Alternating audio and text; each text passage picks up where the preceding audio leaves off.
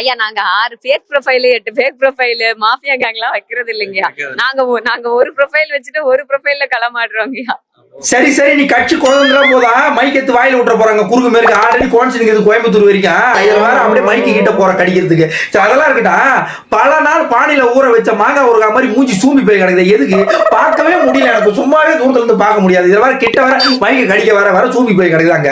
மண்ணுக்குள்ள போச்சு வச்ச கருவாடு வாழு மாதிரி. சரி அதெல்லாம் ஒரு பக்கம் இருக்கட்டா, நேத்து தான் ஆலமரத்து கடியில அவுத்து போட்டுன்னு எனக்கு அபாசன் ஆகி போச்சுன்னு மண்டி போட்டு மன்றாடிங்க. அந்த உடனே அங்க ரிப்போர்ட்டர் விளாத்தி குளம் சம்பவத்தை ஏன் நீ பேசவே இல்லைன்னு குடிய வச்சு கும்பிடிய பிடிச்சி குமுறு கும்பிடுறான். கரெக்டா இல்லையா?